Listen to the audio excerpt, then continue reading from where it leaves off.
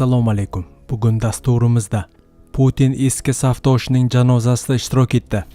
Rossiya qo'shinlarining Dnipropetrovskka uyushtirgan bugungi ayovsiz hujumi qurbonsiz bo'lmadi. Rossiya tankerlariga pulemyotlar o'rnatmoqda. Bu g'arbga signalmi? O'zbekistonda AI-92 benzin narxi rekord darajada qimmatladi.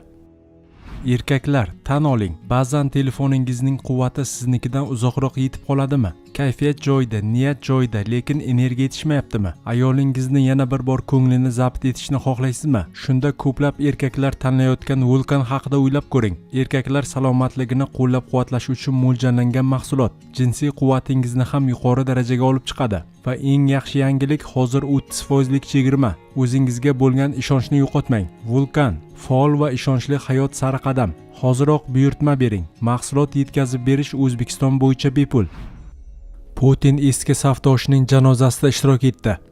Rossiya prezidenti Vladimir Putin sobiq mudofaa vaziri va prezidentning maxsus vakili Sergey Ivanov bilan vidolashuv marosimida ishtirok etdi. Bu haqda Kreml matbuot kotibi Dmitriy Peskov ma'lum qildi. Uning so'zlariga ko'ra, davlat rahbari Moskvadagi markaziy klinik shifoxonaga borib, marhum xotirasiga gulchambar qo'ygan hamda uning oila a'zolari bilan qisqacha suhbatlashgan. Sergey Ivanov 26-iyun kuni 73 yoshda vafot etgandi. Manbalarning bildirishicha, u 30-iyun kuni Moskvadagi Troyekurova qabristoniga dafn etiladi. Ma'lumot uchun, Sergey Ivanov mehnat faoliyatini 1976-yilda Leningrad SSR Davlat xavfsizlik qo'mitasi KGB boshqarmasida tezkor vakil sifatida boshlagan. Keyinchalik u Rossiya tashqi razvedka xizmatida rahbarlik lavozimlarigacha ko'tarilgan. 2001-yil mart oyida u Rossiya tarixida ilk bor harbiy sohadan bo'lmagan shaxs sifatida mudofaa vaziri etib tayinlangan. Bu lavozimda u Yegor Sergeyevning o'rnini egallagan. Ivanov rahbarligi davrida qurolli kuchlarni isloh qilish jarayoni boshlangan.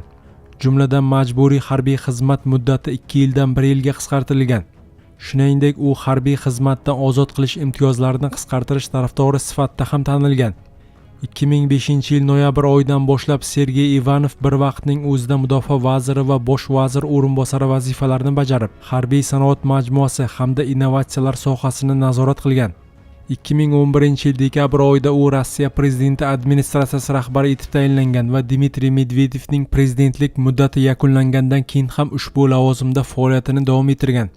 2016-yilda Vladimir Putin uni tabiatni muhofaza qilish, ekologiya va transport masalalari bo'yicha prezidentning maxsus vakili etib tayinladi. 2026-yil fevral oyida u o'z xohishiga ko'ra mazkur lavozimni tark etgandi. Shu vaqtgacha u Rossiya Xavfsizlik kengashi a'zosi ham bo'lib kelgan. Rossiya qo'shinlarining Dnipropetrovskka uyushtirgan bugungi ayovsiz hujumi qurbonsiz bo'lmadi. 1-iyul o'tar kechasi Rossiya qo'shinlari Dnipropetrovsk viloyatidagi yoqilg'i infratuzilmasiga keng ko'lamli zarbalar berdi. Hujum natijasida kamida 5 ta avtomobillarga yoqilg'i quyish shoxobchasi shikastlandi yoki butunlay vayron bo'ldi. Hodisa oqibatida bir nafar ayol halok bo'ldi, yana 3 kishi jarohat oldi. Dnipropetrovsk viloyat harbiy ma'muriyati rahbari Aleksandr Ganjaning ma'lum qilishicha, hujum oqibatida 43 yoshli ayol halok bo'lgan. Yana 3 nafar ayol turli darajada jarohat olgan. Ulardan biri 35 yoshli homilador ayol shifoxonaga yotqizilgan. Qolgan 2 nafar jabrlanuvchiga tibbiy yordam ko'rsatilgach, ambulator davolanish uchun uyiga javob berilgan. Mahalliy hokimiyat ma'lumotlariga ko'ra, tun davomida viloyatdagi 5 ta yoqilg'i quyish shoxobchasi nishonga olingan. Barcha obyektlarda uskunalarga zarar yetgan. Kuchli yong'inlar kelib chiqqan.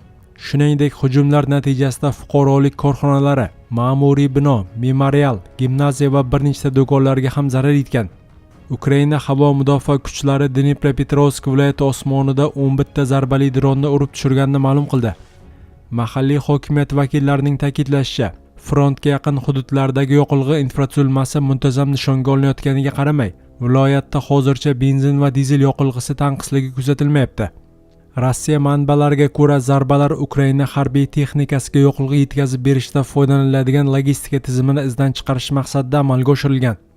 Xabarlarda aytilishicha, Dnipropetrovsk viloyatida kamida 5 ta yoqilg'i quyish shoxobchasi yo'q qilingan.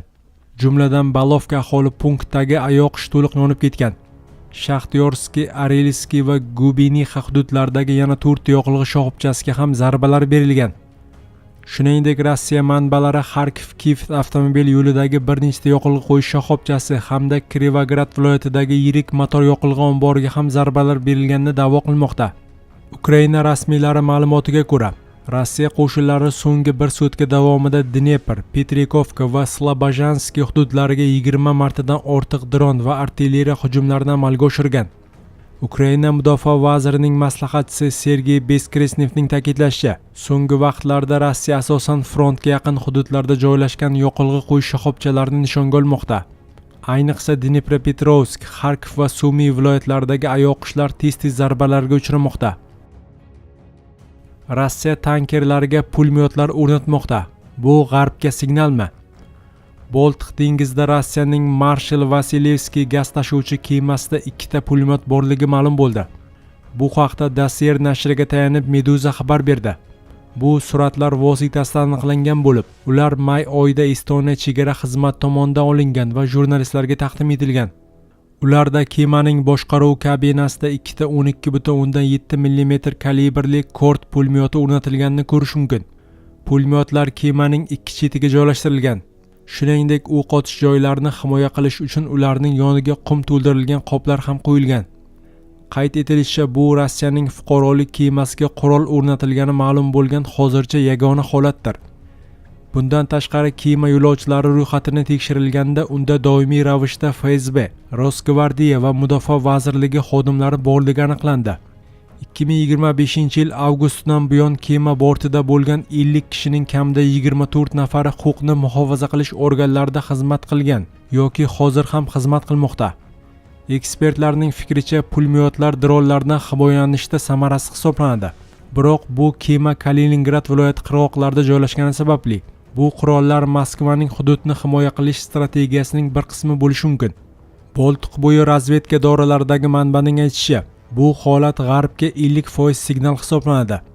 Biz baribir bu kemaga bostirib kirishni rejalashtirmayotgan edik. Ammo agar Rossiyaning soyalar floti bortida yirik kalibrli pulemyotlar borligi haqida mish-mishlar tarqalsa, G'arb davlatlari kemaga chiqish bilan bog'liq tavakkalni butunlay boshqacha baholay boshlaydi, deydi manba. Marshal Vasilevskiy gaz tashuvchisi Gazprom kompaniyasiga tegishli. Kompaniya kemaga nima uchun pulemyotlar o'rnatgani haqidagi savolga javob bermadi. O'zbekistonda AI-92 benzin narxi rekord darajada qimmatladi. O'zbekiston Respublika tovar xom ashyo birjasida AI-92 markali avtomobil benzini narxi tarixiy maksimumga yetdi. Bu haqda Spot birja savdolari ma'lumotlariga tayanib xabar berdi. 29-iyun kungi savdolar yakuniga ko'ra, AI-92 benzinning 1 tonnasi 13,919 ming so'mdan sotildi. Bu avvalgi savdolarga nisbatan 1,1% ga yuqori bo'lib, yangi rekord ko'rsatkich hisoblanadi. Iyun oyi boshidan buyon esa yoqilg'i narxi 1,473 ming so'mga yoki qariyb 11,8% ga oshgan. Narxlarning asosiy o'sishi oyning birinchi yarmida kuzatilgan. Narxlarning oshishi bilan bir vaqtda birjada yoqilg'i taklifi ham qisqargan. Spotning qo'shimcha qilishicha, narxlarning keskin oshishi Rossiyada yoqilg'i taqchilligi yuzaga kelgan davrga to'g'ri keldi. Bunga Ukraina dronlari hujumlaridan keyin neftni qayta ishlash zavodlarida rejadan tashqari ta'mirlash ishlari olib borilgani sabab bo'lgani aytilmoqda.